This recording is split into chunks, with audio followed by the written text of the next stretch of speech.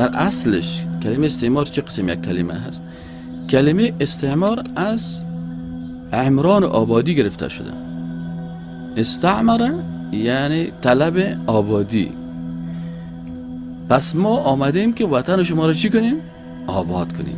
از این خاطر استعمار این کلمه لکس استعمال کرد که مردم والله چقدر خوب مردم اصلا آمدن برای چی؟ برای آبادی. از این خاطر وقتی که نامین با شما چه قسم تبلیغ میکنن؟ در وقتی که همراهشان بشینین براتون میگه شما جوانای که پای آدمای ریش سفیدا یا بی عقل هستند، شما را ذهنیتتون خراب میکنن. We came to Afghanistan for reconstruction of Afghanistan. ما اینجا آمدیم برای reconstruction آمدیم. Rebuild. We want to rebuild your country. ما میخوایم که وطن شما را دوباره بازسازی بکنیم. این کلمه reconstruction و rebuild به خاطر چی هست؟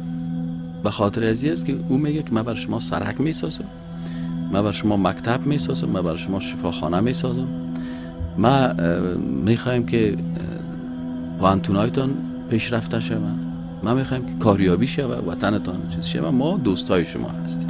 I came to Kandahar, Afghanistan to build a country. In the past 23 months we've placed $2.38 billion in construction. Out of that $2.38 billion in construction, 706 million of it has been in military construction alone. That military construction supports our troops in FOBs and facilities that we've built all over southern Afghanistan to provide for their mission objectives. In the southern region, USAID constructed more than 500 barrack housing units and numerous other projects that contribute to the support of the troops.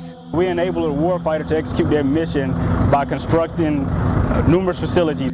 ظاهرا با منافقت اینمی اصطلاحات میگه. خب هر کسی که جوانی که ایده مشنوه او کاملا مطمئن است که والا چقدر خوبی وقتی که اینا گپ میزنن. واقعا ملاهای مردمایی که تبلیغ میکنه یا بسیار مردمای عقب مانده هستن، نمیخواین که وطن آباد شود. خودشان هم آباد کردن نمیتونن، دیگرم با آبادی نمیمانن.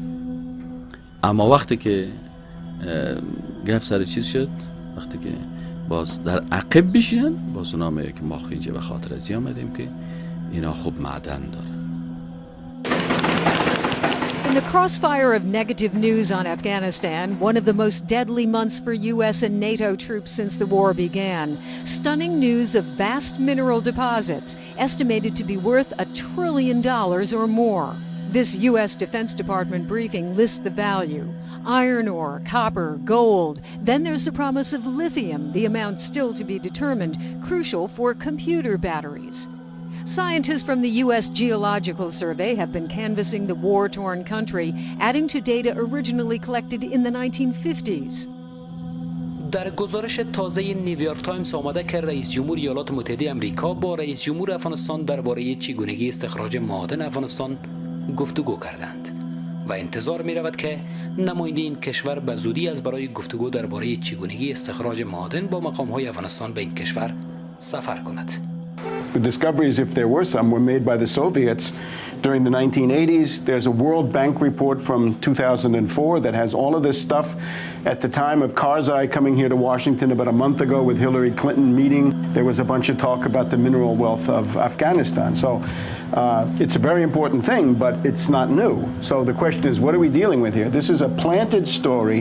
Who is the only top U.S. official mentioned in the article? It's General David Petraeus, the commander of the CENTCOM, the Central Command. Now, people in Washington know that he is an active candidate for president. He is being groomed by the neocon faction of the Republican Party. What he's saying is, make me president and we can exploit this wealth, whereas with Obama the wimp, he's going to leave. He's going to start pulling out in 1 year. So it's a way to make the following appeal. The purpose of the planted story is, at the higher level, as you say, is to organize a consensus to keep the war going.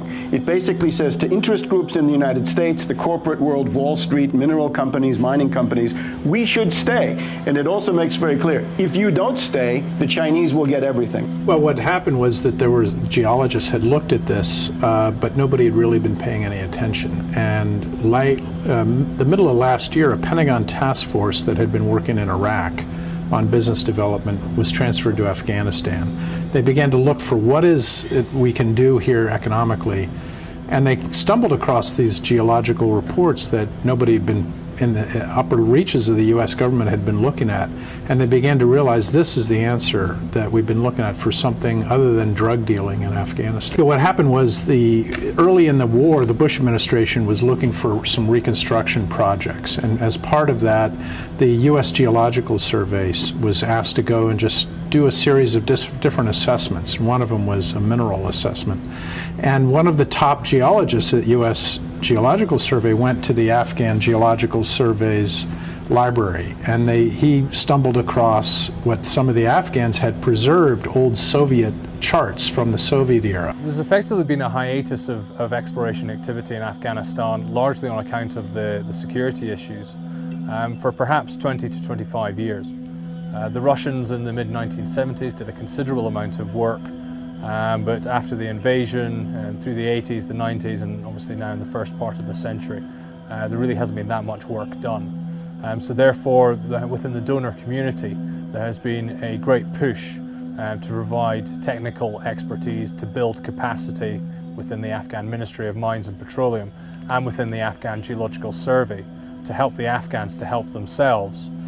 دستبرد آمریکایی‌ها به معادن اورانیوم افغانستان. نمایندگان استان هلمند در مجلس ملی افغانستان میگویند شواهدی وجود دارد که نشان می‌دهد محموله‌های اورانیوم معدن خانشین هلمند با هواپیماهای غول پیکر قاچاق می‌شود. آنها میگویند آمریکایی‌ها در نزدیکی معدن پایگاه نظامی و فرودگاه بزرگی احداث کردند که به صورت شبانه روزی مشغول فعالیت است. معدن یورانیم که از کلش مهمترین است، اگر اینطور انتقال بده به این معنی است که امریکا در مقابلی که همراه افغانستان کمک میکنه 100 دفعه از او بالا از افغانستان در بخش اقتصادی استفاده میبره او چیز مهمی افغانستان، یک سرمایه مهمی افغانستان انتقال میده. افغانستان معادن بسیار غنی اورانیوم، فلزات مختلف و سنگ‌های قیمتی بکر دست نخورده دارد که سالهاست مورد طمع بیگانگان است و بهره برداری‌های فراوان غیر مجاز از آن صورت می‌گیرد.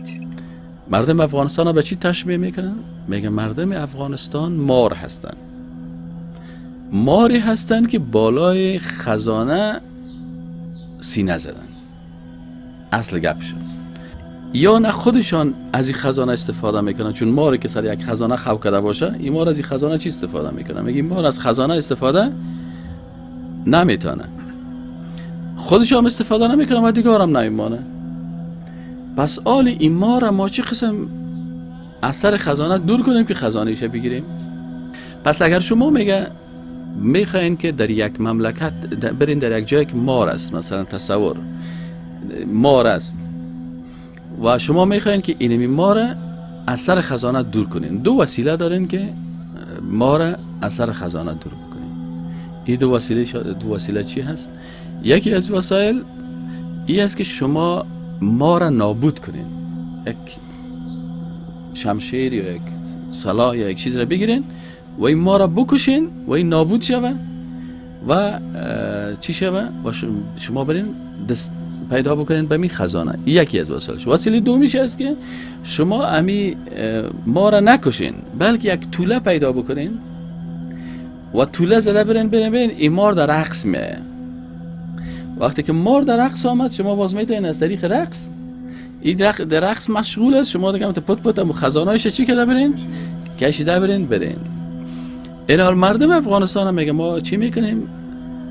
یک تعدادش که صاحب فکر است و جدی هست و میخواد در مقابل ما مبارزه کنه، او رو میریم سلاح و میزنیم و بمباردش میکنیم و میکشیمش و از پیشش همون منطقه رو میگیریم.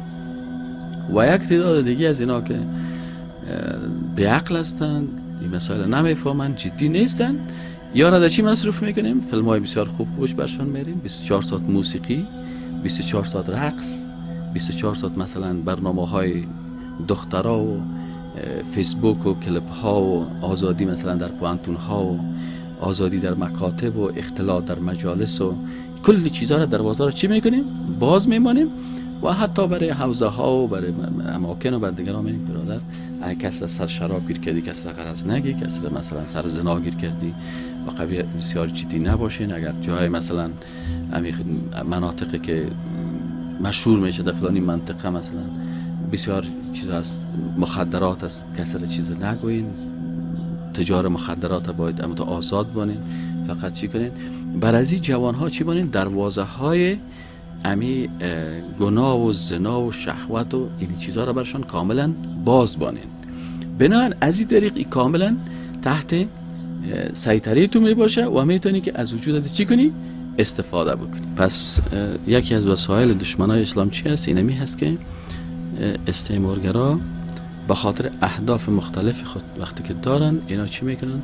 اونمو پروژه های جنگ فکری خود دارن که باز این پروژه ها را سر جوانات چه قسم تطبیق میکنن، سر ریش سفیدات چه قسم تطبیق میکنن، سر کسایی که سن متوسط دارن سر زیاد چه قسم تطبیق میکنن، سر خانم ها چه قسم تطبیق میکنن، حتی سر علما و سر استادا و سر ملاها و مولوی ها چه قسم تطبیق میکنن.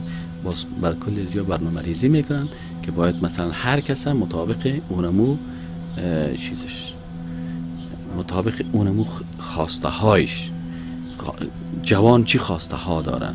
یک کسی که باز از جوانی بالا رفت بین سن 40-50 که رسید او چی خواسته ها داره و یک کسی دیگه که مثلا سنش ریش سفید است. اینال شهوت ها هم فرق میکنن.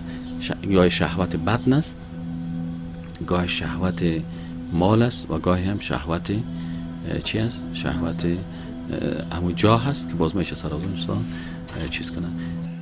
The real question is, why is the United States in the year 2009 going into 2010 in Afghanistan at all? And why is the United States now gearing up with at least 30,000 additional troops, Lord knows how many mercenaries from private for hire firms and subcontractors are going to be added to that. So what do you think? When Obama sits around the table with the Joint Chiefs of Staff, what are they really talking about in terms of why they're making this commitment? Well, I think the best way is to pull out a map of Eurasia and Central Asia and look where Afghanistan sits, look where Pakistan sits, to be able to prevent a cooperation process between China, the largest economic power on the Asian landmass, together with Russia, the largest military power still intact, and with the largest natural resources. So I think this is a long-term basing strategy for a permanent military presence in Central Asia, can strike right at China from the back and also to Russia. So this is about long-term bases, what they had hoped to have in Iraq and seem like they're not going to be able to. Oh, I think they have it in Iraq already. They're not giving up the bases. They have that as far as I understand.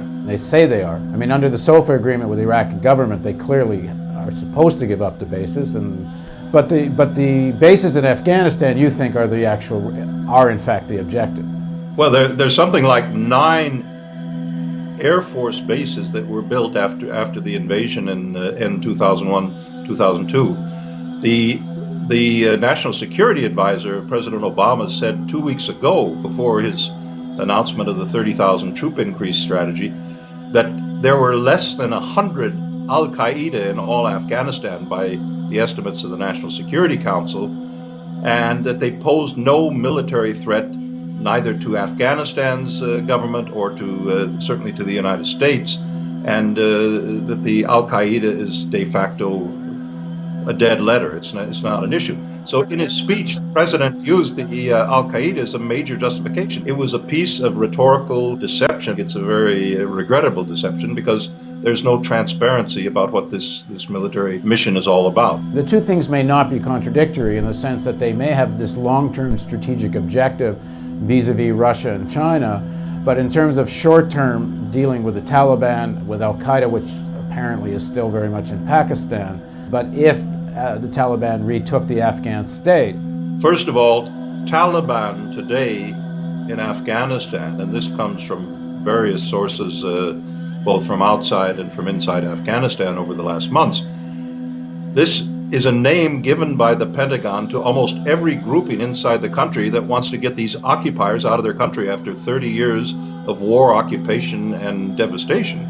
And if they get guns, they're going to start shooting at anyone wearing an American or NATO uniform and many people can understand that. So I think this to give that the name Taliban does not necessarily mean you're dealing with a centralized force structure.